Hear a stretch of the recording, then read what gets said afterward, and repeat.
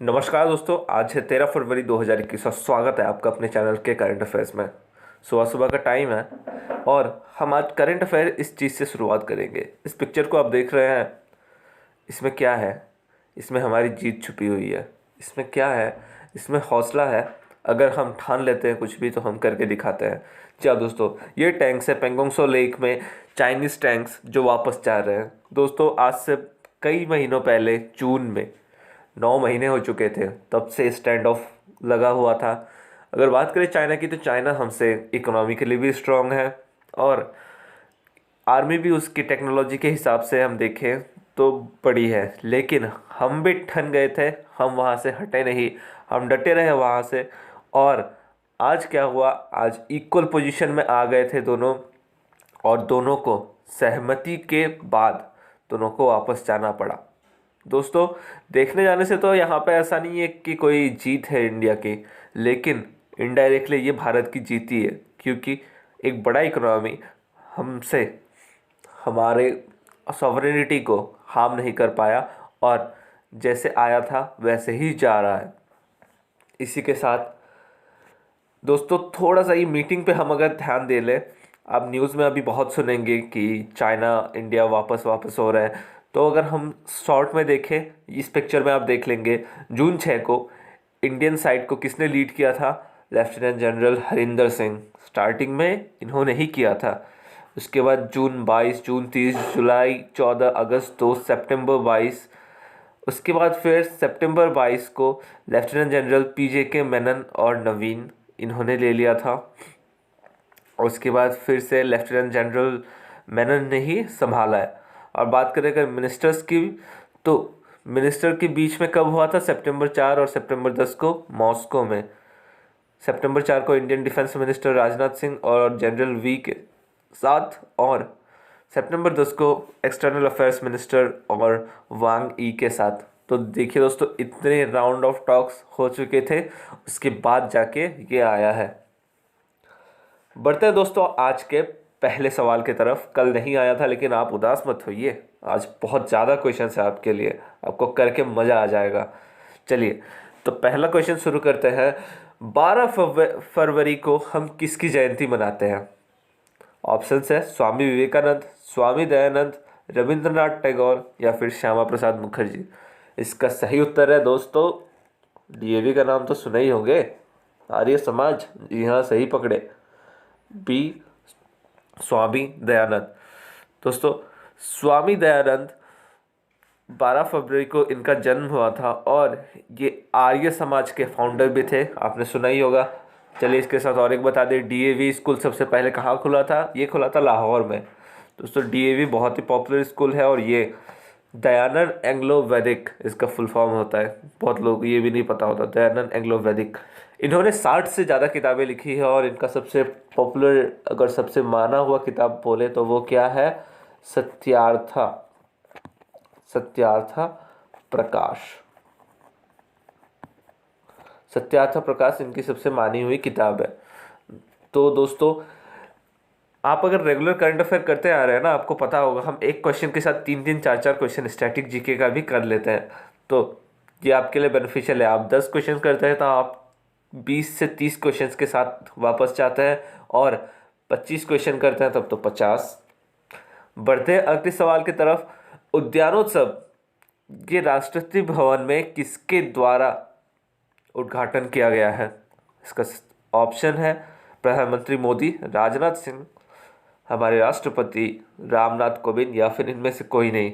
अब उद्यानोत्सव है क्या? आपने मुगल गार्डन का नाम सुना है? मुगल गार्डन का नाम सुना ही होगा। अब देख लीजिए, हाँ देखिए, हमारे राष्ट्रपति जी और हम उनकी वाइफ यानी कि first lady of the country, ये लिली का मज़ा ले रहे हैं। ये एक फ्लावर है। और दोस्तों, उद्यानोत्सव क्या है? मुगल गार्डन जो है राष्ट्रपति भवन का, उससे आम नागरिकों के लिए जब खोल दिया जाता है, आम नागरिक वहाँ विजिट कर सकते हैं, तो उसी को उद्यानोत्सव कहा जाता है। ये 13 फरवरी से लेके 31 मार्च तक खोला गया है और वहाँ हम जाके देख सकते हैं और चेंज ऑफ गार्ड सेरेमनी को भी देख सकते हैं। और ये किसके द्वारा इनाग्रेट किया गया था? रामनाथ कोविंद जी के द्वारा ही। बढ़ते हैं अगले सवाल की तरफ। जलाभिषेकम अभियान ये किस स्टेट का है दोस्तों? ये बहुत ही अच्छा अभियान है। क्यों पता है?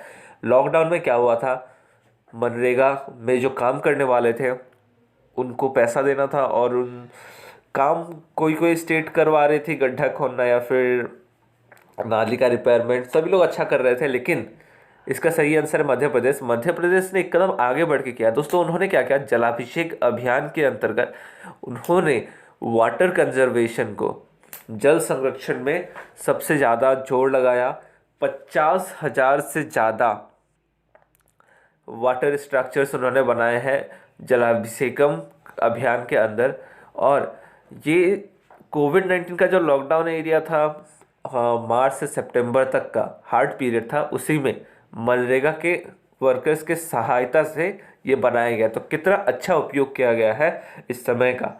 और वाटर स्कैरसिटी की अगर बात करें तो भारत के कितने शहर वाटर स्कैरसिटी में आ रहे हैं 2030 तक? 30 से ज़्यादा शहर है भारत के टॉप 100 में। और सबसे खतरनाक स्थिति में कौन सा शहर है हमारा? जयपुर। बढ़ते हैं अगले सवाल की तरफ। अभी कौन सा देश सेलिब्रेट कर रहा है लूनर ईयर, यानी कि चंद्र नवमास? और इसे बैल का ईयर भी कहा जाता है, क्योंकि ये बैल के साल में घुस रहे हैं। सुनने में कितना अजीब लगता है ना, new year of the ox. तो इसका सही आंसर है दोस्तों, बताइए आप। ऑप्शन है जापान, म्यांमार, चाइना या फिर थाईलैंड। इसका सही आंसर है सी, चाइना। आप लूनर ईयर अगर कल सर्च करते ना, आज भी अगर आप करके देखें एक बार गूगल में लूनर ईयर आप सर्च करिए, देखिएगा आपके मोबाइल स्क्रीन के अंदर पटाखे फूटने लग जाएंगे। आज का नहीं पता, कल तो ऐसा ही हो रहा था, ट्राई कर लीजिएगा। ये देखिए लूनर ईयर। अच्छा दोस्तों, एक बात बताइएगा कि new year of the ox इसे क्यों कहा जाता है? मुझे नहीं पता, आपको अगर पता होगा तो आप ज़रूर बताइएगा। ये 15 दिन का इनका त्यौहार है, और इसे स्प्रिंग फेस्टिवल भी कहा जाता है चाइना में। चाइना का नया साल है लूनर ईयर 13 फरवरी को। और इसे ऑक्स फेस्टिवल क्यों कहा जाता है, आप कमेंट में एक बार बता दीजिएगा मुझे। ये क्वेश्चन नहीं है, बस ऐसे ही जनरल क्वेरी था।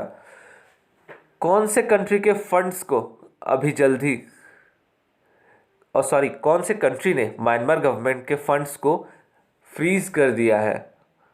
यानी कि म्यांमार सरकार का जो धन है उसे रोक दिया गया है। तो कौन रोकता है पूरे दुनिया में? याद कीजिए, कौन रोकते रहता है कि हम ये ब्लॉक कर देंगे, वो ब्लॉक कर देंगे, ये सैंक्शन लगा देंगे, वो काटसा लगा देंगे। कौन करता है ये सब दोस्तों? अभी फ़िलहाल तो यही करते हैं यूएसए।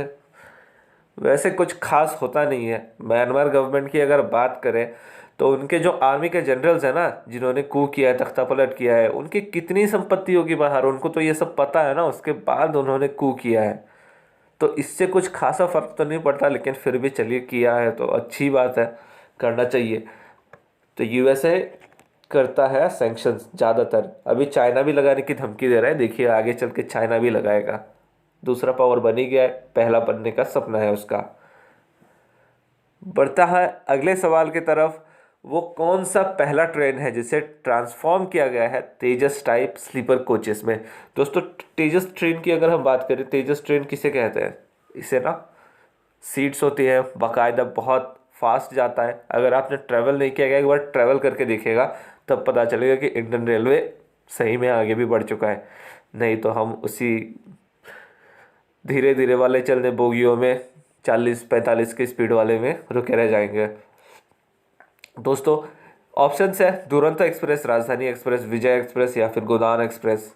इसका सही आंसर है दोस्तों, अगर बात करें हम, तो है राजधानी एक्सप्रेस। और राजधानी एक्सप्रेस में भी अगर प्रिसाइसली बात करें तो वो कौन सा है? Agartala to Delhi special train. Agartala से दिल्ली चलने वाली राजधानी एक्सप्रेस। अगरतला किसकी राजधानी है? त्रिपुरा की। वो वाली राजधानी एक्सप्रेस के कोचेस को बदल कर तेजस के स्लीपर कोचेस नया लगाइए, स्लीपर कोचेस लगाए गए। और तेजस में फैसिलिटीज़ की बात करें तो ये बहुत ज़्यादा है। और अभी प्लान गवर्नमेंट का ये है कि जितने भी प्रीमियम ट्रेन्स है जो बहुत लंबे लंबे चलते हैं, प्रीमियम ट्रेन्स की अगर हम बात करें, वो कौन सा है? दुरंतो एक्सप्रेस, राजधानी एक्सप्रेस, गरीब रथ भी कह सकते हैं। तो उन सबको चेंज करके तेजस की बोगियां उनमें लगाई जाएंगी और वो हाईटेक होगा। तो अभी जो एग्ज़ाम्स हम लोग चले जाते हैं ना कभी कभी देने के लिए घुस के ट्रेन में बिना टिकट के, तब नहीं हो पाएगा। बढ़ते हैं अगले सवाल की तरफ। वर्ल्ड रेडियो डे, आकाशवाणी दिवस, कब मनाया जाता है? ऑप्शंस है 12 फरवरी, 13 फरवरी, 14 फरवरी या फिर 15 फरवरी। इसका सही उत्तर है दोस्तों 13 फरवरी। ऑप्शन बी इसका सही आंसर है 13 फरवरी। और बात करें हम जन प्रसारण दिवस, ये भारत में मनाया जाता है नवंबर 12 को। याद रखिएगा ये भी डेट इंपॉर्टेंट है। जन प्रसारण दिवस नवंबर 12 को मनाया जाता है। इसे ब्रॉडकास्टिंग डे भी कह सकते हैं। क्यों मनाया जाता है? क्योंकि 1947 में गांधी जी पहली बार जन प्रसारण के दिवस में ही रेडियो में जाके इंडियन रेडियो का इस्तेमाल किए थे। तो देखिए 12 नवंबर को गांधी जी जाके रेडियो पे बोले थे, इसलिए उसे जन प्रसारण दिवस 2000 से माना गया है। यहाँ आप देख सकते हैं new world new radio, theme याद रखिएगा दोस्तों, यही है theme, new world new radio. और कैटेगरी की अगर हम बात करें, 3 कैटेगरी बनाई गई है, इवोल्यूशन, इनोवेशन और कनेक्शन। तो ये 10वां वर्ल्ड रेडियो डे है। बढ़ते हैं अगले सवाल की तरफ। पहला सीएनजी ट्रैक्टर किसके द्वारा लॉन्च किया गया है? अब आपको एक हिंट दें। हिंट ये है कि ये मंत्री सबसे ज़्यादा, अगर हम बात करें मोदी कैबिनेट में, सबसे ज़्यादा एक्टिव और सबसे अच्छा काम कर रहे हैं इस समय। तो ऑप्शंस में है नितिन गडकरी, धर्मेंद्र प्रधान, डॉक्टर हर्षवर्धन या फिर ओम बिरला। तो ओम बिरला तो ऐसे कट गए क्योंकि ये फिलहाल मंत्री तो नहीं है, लोकसभा अध्यक्ष है, भले बीजेपी से है।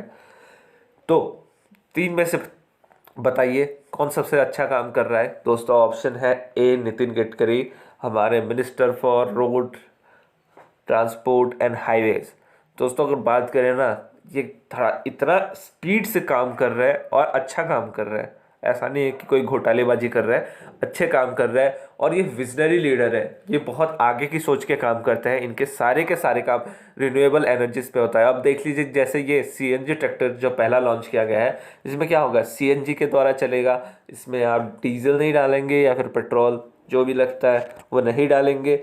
और ये 1 लाख रुपए तक बचाएगा। तो सोचिए एक किसान का सालाना एक ट्रैक्टर से 1 लाख रुपए की बचत हो जाएगी, तो क्या ही बात है ना। और सबसे अच्छी बात क्या है, पराली जलाने की जो समस्या है ना, पराली जलाने की समस्या भी इससे कम होगी। क्यों पता है? क्योंकि जो सीएनजी होता है, बायोफ्यूल होता है, पराली के द्वारा भी उसे बनाया जा सकता है। तो आज जो पोल्यूशन कर रहा है, कल वो हमें एनर्जी देने लगेगा। कितनी अच्छी बात है।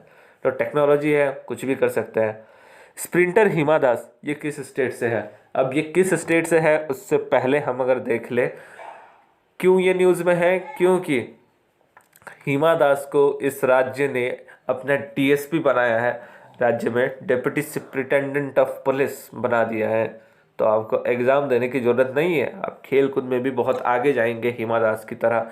गोल्ड पे गोल्ड, गोल्ड पे गोल्ड, एक लगातार 5 गोल्ड अगर जीतते हैं तो भी आपको डीएसपी या फिर आर्मी में कोई रैंक मिल सकता है। तो इसका सही आंसर है ढिंग एक्सप्रेस भी हम इन्हें कहते हैं। इसका सही आंसर है सी असम। ये नौगांव असम की है। यहाँ आप पिक्चर में देख सकते हैं हिमा दास को। ये एक विनिंग स्माइल है दोस्तों, जीतने के बाद आ ही जाता है अपने बटे। आप बोर तो नहीं हो रहे हैं ना? बोर हो रहे हैं तो चलिए आपको एक इंटरेस्टिंग डेटा दिखाता हूँ मैं। अब देखिए, आप अगर बोर हो रहे हैं ना, तो इसमें तेरा घाटा मेरा कुछ नहीं जाता, ऐसा आपका मोबाइल कहेगा आपसे। क्यों पता है? भारत बन गया है दुनिया में सबसे ज़्यादा टाइम देने वाला स्मार्टफोन्स में। मतलब कि हम सबसे ज़्यादा इस्तेमाल करते हैं। कितनी अच्छी बात है ना, भारत प्रथम आ गया है। अब दोस्तों इसके साथ और कुछ डेटा बताते हैं आपको।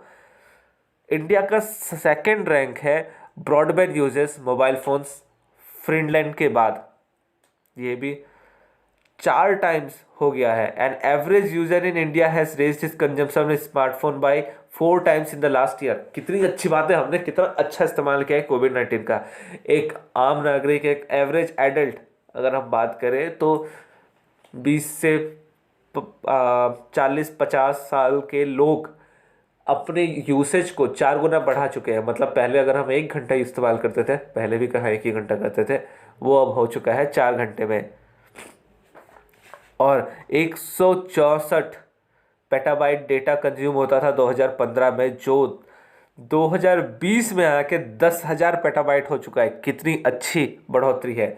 4.48 आवर्स पर डे एवरेज। अरे ये तो छोटा ही है, हम तो ज़्यादा ही कर देते हैं। एवरेज है वैसे, कुछ कुछ लोग कम करते होंगे, लेकिन हम तो बहुत ज़्यादा ही कर देते हैं। और सबसे अच्छी बात क्या है पता है? 55% से ज़्यादा किस पे खपत होती है? ये होती है शॉर्ट कंटेंट में। वही टिकटॉक, तेरी प्यारी प्यारी दो अखियाँ, उसी में चला जाता है हमारा 55% डेटा। मतलब 55% एनर्जी उसी में चली जाती है, सोशल मीडिया पे और अदर ओटीटी प्लेटफॉर्म में। और 45% जो बचता है वो कहाँ जाता है? फिनटेक, ई कॉमर्स और अदर ब्राउजिंग साइट्स में। और दोस्तों क्या लगता है आपको, भारत बहुत ज़्यादा डेवलप हो चुका है, दूसरे देशों में नहीं है ऐसा? दोस्तों दूसरे देशों में भी है, यही फैसिलिटी है और वहाँ भी अफोर्ड कर सकते हैं दोस्त। लेकिन अमेरिका या फिर चाइना इस लिस्ट में क्यों आगे नहीं है पता है? वहाँ के लोगों को समझ आता है कि किस चीज़ को किस तरीके से इस्तेमाल करना चाहिए। ये जो 5 इंच की दुनिया है ना, ये बाहर की दुनिया से बहुत अलग है। और इसमें रहेंगे ना, बाहर की दुनिया में कभी आगे नहीं बढ़ पाएंगे, आपको जकड़ के रख देगा ये। नेटफ्लिक्स, अमेजन प्राइम में घुसे रहेंगे। अगर अगर यूट्यूब का भी इस्तेमाल आप एजुकेशनल वीडियोस के अलावा दूसरे वीडियोस में बहुत ज़्यादा कर रहे हैं, तो आपको ये जकड़ के रख देगा दोस्तों। 5 इंच की दुनिया आपको बर्बाद करने के लिए रेडी है। बढ़ते हैं अगले सवाल की तरफ। कौन से स्टेट गवर्नमेंट में अभी जल्दी डिसाइड किया है कि वो 5 लाख रुपए देगी प्रिपरेशन के लिए? किसे? ओलंपिक क्वालिफायर्स को। तैयारी के लिए पैसे देगी 5 लाख रुपए। और ये कौन सा स्टेट कर सकता है दोस्तों? सोचिए थोड़ा सा। पंजाब, हरियाणा, राजस्थान, असम। तो जिस स्टेट से सबसे ज़्यादा हमारे मेधावी और तेजस्वी खिलाड़ी निकलते हैं वो है हरियाणा। और यहाँ के चीफ मिनिस्टर कौन है? श्री मनोहर लाल खट्टर।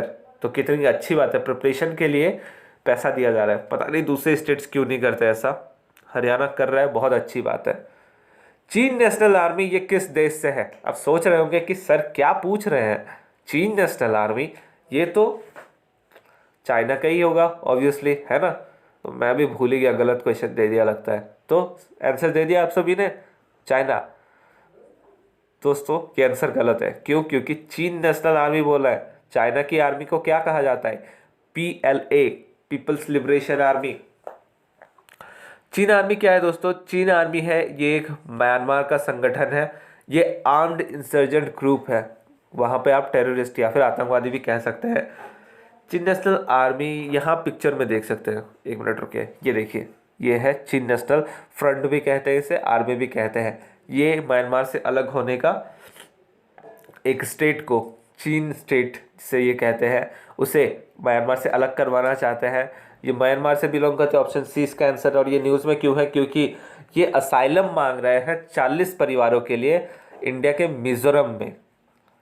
तो ये मिजोरम में असाइलम मांग रहे हैं क्योंकि जब से कू हुआ है, तख्ता पलट हुआ है, इनका डर होगा या फिर इनको ये है कि युद्ध होगी, तो परिवारों के लिए मांग रहे हैं दोस्तों, अपने लिए नहीं, परिवार के लिए मांग रहे हैं। अब देखना होगा कि भारत सरकार वैसे देगी तो नहीं, क्योंकि इंसर्जेंट ग्रुप है।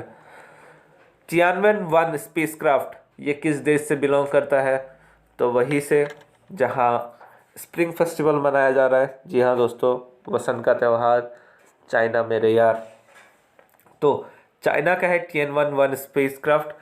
ये दूसरा स्पेसक्राफ्ट है 2 ही दिन के अंदर जो मार्स के ऑर्बिटर में घुस चुका है। और इससे पहले कौन सा गया था? Hope probe. किसका है? यूनाइटेड अरब इमिरेट्स का, पहला अरब कंट्री है। बढ़ते हैं अगले सवाल की तरफ। International day of women and girls in science कब मनाया जाता है? विज्ञान में महिलाओं और लड़कियों का अंतर्राष्ट्रीय दिवस कब मनाया जाता है? वैसे तो वुमेन्स डे कब मनाया जाता है? कमेंट में बताइएगा वुमेन्स डे कब मनाया जाता है। और साइंस में कब मनाया जाता है दोस्तों? ऑप्शन है 15 जनवरी, 12 फरवरी, 11 फरवरी या फिर 11 जनवरी। इसका सही उत्तर है सी, 11 फरवरी। ये किस लिए मनाया जाता है? ताकि साइंस एंड टेक्नोलॉजी में महिलाओं का जो कंट्रीब्यूशन है और उनका समर्पण है, उसी को दर्शाने के लिए ये मनाया जाता है। और ये यूएनएससी वर्ल्ड के द्वारा मनाया जाता है। बढ़ते हैं अगले सवाल की तरफ। किसे अभी नामित किया गया है लीडर ऑफ अपोजिशन राज्यसभा में? अभी गुलाम नबी आज़ाद जी 15 तारीख को ऑफिशियली राज्यसभा से उनका रेजिग्नेशन नहीं, उनका कार्यकाल खत्म हो रहा है। और ये गुलाम नबी आज़ाद करीबन 2 डेकेड से ज़्यादा तो राज्यसभा में ही रहे हैं, तो एक बहुत लंबा कार्यकाल इनका रहा है। और अभी लीडर ऑफ अपोजिशन राज्यसभा में किसे बनाया गया है? ऑप्शन है पी चिदम्बरम, बी कपिल सिब्बल, सी अजय माकन या फिर डी मल्लिकार्जुन खड़गे। इसका सही आंसर है डी मल्लिकार्जुन खड़गे। मल्लिकार्जुन खड़गे को बनाया गया है राज्यसभा का विपक्ष का नेता।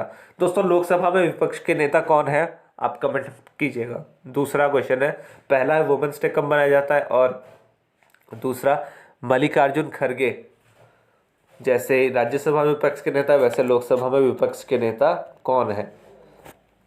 बढ़ते हैं अगले सवाल की तरफ। कौन से देश ने हाल ही में बुलावा भेजा है, न्योता है 52 कंट्रियों को मॉनिटर करने के लिए उसके इलेक्शंस को? किस देश ने हाल ही में 52 देशों को अपने चुनाव की निगरानी के लिए आमंत्रित किया है? दोस्तों, ये कह सकते हैं अच्छा स्टेप है, क्योंकि वहाँ पे चुनाव हो जाएंगे, फिर धांधलेबाजी की रिपोर्ट्स आएंगी, अलग अलग देश बेसिकली यूएसए और रशिया अपने आप को लगा बोलेगा, उसके बाद फिर दोनों आ जाएंगे वहाँ पे। फिर जो हाल सीरिया का करके रखा है इन दोनों ने बाहर बाहर से, वही हाल ये इस देश का भी कर देंगे। उससे अच्छा है कि इन्होंने 52 देशों को बुलाया है मॉनिटर करने के लिए। ये नहीं कि कंट्रोल करेंगे, लेकिन चेक करने के लिए कि सब कुछ अच्छा है। और इलेक्शंस कब होंगे? 10 अक्टूबर को। और इसका सही आंसर क्या है दोस्तों? इसका सही आंसर है इराक। इराक की राजधानी क्या है? बगदाद। बढ़ते हैं अगले सवाल की तरफ। विजयनगरा ये एक नया डिस्ट्रिक्ट बना है, और इस क्वेश्चन को अगर मैं घुमा के पूछूं कि विजयनगरा 31वां डिस्ट्रिक्ट किसका बना है, या लिखेगा 31st डिस्ट्रिक्ट है इस स्टेट का, तो इसका सही आंसर है D Telangana, sorry Karnataka. D Karnataka इसका सही आंसर है। ये 31वां डिस्ट्रिक्ट बना है कर्नाटका का। और इसकी राजधानी की अगर बात करें, मतलब डिस्ट्रिक्ट हेडक्वार्टर क्या है? होसापेट। तो याद रखिएगा विजयनगरा किस स्टेट की नई डिस्ट्रिक्ट है? कर्नाटका की। बढ़ते हैं अगले सवाल की तरफ। ट्रॉपेक्स 21 ये द्विवर्षीय अभ्यास है, मतलब बायएनियल एक्सरसाइज है। ये किस फोर्स के द्वारा किया जाता है? तो ऑप्शन है army, air force, navy, coast guard. इसका सही आंसर है दोस्तों नेवी। और अगर हम बात करें अभी और एक एक्सरसाइज चल रहा है एमफेक्स, वो किसके द्वारा किया जाता है? वो तीनों फोर्स मिलके करते हैं। दोस्तों, ट्रॉपेक्स 21 ये 2 साल में किया जाता है। जब 2005 में ये शुरू हुआ था, 2005 से लेकर 15 तक ये हर साल होता था, लेकिन 2015 के बाद ये हर दूसरे साल में होता है। ट्रॉपेक्स में दोस्तों इंडियन नेवी अपना पूरा दमखम लगाती है, उसके सबमरीन, शिप, फ्रिगेट्स सारे कुछ आते हैं। और इंडियन आर्मी, एयरफोर्स की भी और कोस्ट गार्ड की भी कुछ कुछ टुकड़ियाँ वहाँ पे आती हैं ये रेडीनेस देखने के लिए, और ये इंडियन ओशन रीजन में किया जाता है। बढ़ते हैं अगले सवाल की तरफ। मेरी सहेली ये पहल किसके द्वारा शुरू की गई है? मेरी सहेली, ऑप्शन है Indian post, Indian railway, Maharashtra police या फिर इनमें से कोई नहीं। तो इसका सही आंसर है दोस्तों बी, इंडियन रेलवे। भारतीय रेलवे ने इसका लॉन्च किया है। अब क्या होता है मेरी सहेली के अंदर, जो ट्रेन कोचेस होते हैं वहाँ पे पर्टिकुलरली लेडी पुलिस कांस्टेबल होती है आरपीएफ की, railway police, railway protection force की, और ये जा के जांच करती है लेडीज़ बोगियाँ जो होती है वहाँ पे। और साथ ही साथ कहीं अगर कोई लेडी अकेले है किसी बोगी में, उसका नाम नंबर तक लिया जाता है कि उनको कोई भी अगर दिक्कत हो उनको नंबर भी बताया जाता है कि आप किस पे कॉल कर सकती हैं और चला सकती है। तो ये कितना अच्छा है, कितना सुरक्षित सब लोग महसूस करेंगे। अगर हम बात करें मेरी सहेली इनिशिएटिव की, तो इसे सबसे पहले साउथ ईस्ट रेलवे ने, साउथ ईस्ट रेलवे जोन, जो रेलवे के जोन होते थे अलग अलग, उसने शुरुआत किया था। और अभी पूरे के पूरे सभी जोन्स में इसे लागू कर दिया गया है। तो मेरी सहेली किससे रिलेट करता है? इंडियन रेलवे से। अर्का सुबह ये किस फ्लावर की वैरायटी है? तो अभी क्या चल रहा है, कौन सा सीजन चल रहा है? जल्दी अभी चला गया है एक डे, जी हाँ, आपने सही आंसर क्या दिया है, रोज़, है ना? नहीं, अर्का सुबह है मैरीगोल्ड का एक नई वैरायटी। और ये किसने लॉन्च किया है? लॉन्च किया मतलब खोजा है Indian institute of horticulture research ने। और Indian institute of horticulture research कहाँ पे है ये है कहाँ पे? अभी परसों ही तो किया था हमने, बेंगलोर पे। अर्का सुबह एक नई वैरायटी है इसके। बढ़ते अगले सवाल की तरफ। किन्हल शिल्प कला, किन्हल क्राफ्ट, ये कौन से स्टेट से बिलोंग करता है? ये पारंपरिक है। ऑप्शन है केरला, कर्नाटका, तेलंगाना, महाराष्ट्र। तो इसका सही आंसर है दोस्तों बी, केरला। और केरला में अगर बात करें तो ये किन्हल गांव का ही नाम है और ये है कोप्पल डिस्ट्रिक्ट में। कोप्पल डिस्ट्रिक्ट में किन्हल पाया जाता है। और किन्हल की अगर बात करें तो ये क्यों न्यूज़ में है? क्योंकि सोशल मीडिया इसको बहुत प्रमोट कर रहा है। ये बहुत मार झेल रहा था अभी कोविड-19 का। और ये बनाते क्या है? ये खिलौने बनाते हैं, ये आर्ट्स एंड फैक्ट्स बनाते हैं। और यहाँ पे आप देख सकते हैं ये सब प्यारे प्यारे खिलौने जो है, यही है किन्हल आर्ट्स। ये कहाँ पे है? कोप्पल डिस्ट्रिक्ट में, कर्नाटका में। तो कितना प्यारे प्यारे लग रहे हैं मुत्तुस्वामी अय्यर। बढ़ते हैं अगले सवाल की तरफ। पोंग डैम ये कहाँ पे स्थित है? पोंग डैम ऑप्शन है उत्तराखंड, हिमाचल प्रदेश, सिक्किम या फिर लद्दाख। ये न्यूज़ में इसीलिए है क्योंकि जो पक्षियाँ हैं जो बाहर देश से आती है, माइग्रेटरी बर्ड्स जिसे हम कहते हैं, ये बहुत अच्छी मात्रा में इस बार आई है, करीबन 5 लाख से ऊपर। और बात करें अगर पोंग डैम की, ये एक रामसर साइट भी है। रामसर कन्वेंशन याद है, मैंने कई बार रिपीट किया है, बहुत इंपॉर्टेंट है। रामसर कन्वेंशन 1971 में साइन हुआ था। रामसर कहाँ की शहर है? ये है ईरान की। और पहला रामसर साइट अगर भारत में बात करें तो वो कौन सा था? चिलिका लेक। चिलिका लेक ये है उड़ीसा में। और चिलिका लेक भारत की सबसे बड़ी लेक भी है। और अगर बात करें दुनिया की सबसे पहली रामसर साइट कहाँ पे है, वो है ऑस्ट्रेलिया में। तो दोस्तों आप एक क्वेश्चन के साथ करीबन 5 आंसर्स लेके जा रहे हैं साथ में, इसे याद रखिएगा। 1971 में रामसर कन्वेंशन साइट हुआ था। ये किस लिए? वेटलैंड कंजर्वेशन के लिए। और भारत का सबसे पहले रामसर साइट कौन सा है? चिलिका, जो कि भारत का सबसे बड़ा लेक भी है और ये है उड़ीसा में। और दुनिया का सबसे बड़ा रामसर साइट कहाँ पे था? ये ऑस्ट्रेलिया में था। और बात करें पोंग डैम की, ये पोंग वन्यजीव अभयारण्य भी है। इस एरिया को क्लियर कर देता हूँ, इस एरिया को पोंग वन्यजीव अभयारण्य भी कहा जाता है। और ये जो पानी आता है इस डैम में, ये कौन सा नदी लेके आता है? बीस रिवर, बीस रिवर लेके आता है। और इसका सही आंसर है बी, हिमाचल प्रदेश। हिमाचल प्रदेश इसका सही उत्तर है। तो दोस्तों अच्छा लग रहा है तो लाइक शेयर करते जाइएगा। और दोस्तों आज का क्वेश्चन क्या है? 2 क्वेश्चन वो पूछा वो एक्स्ट्रा था, और मेन क्वेश्चंस ये हैं, ये सभी जो साइंटिफिक इंस्ट्रूमेंट्स है ये किस चीज़ की मापन करते हैं, किस चीज़ का मेज़र करते हैं? ऑप्शन है बोलोमीटर, कैलिपर्स या फिर कोलोरीमीटर। तो दोस्तों आपको बताना है इन तीनों चीज़ें किस चीज़ का मापन करती हैं। वीडियो कैसा लगा कमेंट में ज़रूर बताइएगा। धन्यवाद दोस्तों, खुश रहिए, खुशियाँ बांटते रहिए, अपने घरों में क्या रखा है सबके साथ मिलजुल के रहिए। और वीडियो अच्छा लगे तो डस डस डस जरूर कीजिएगा। जय हिंद।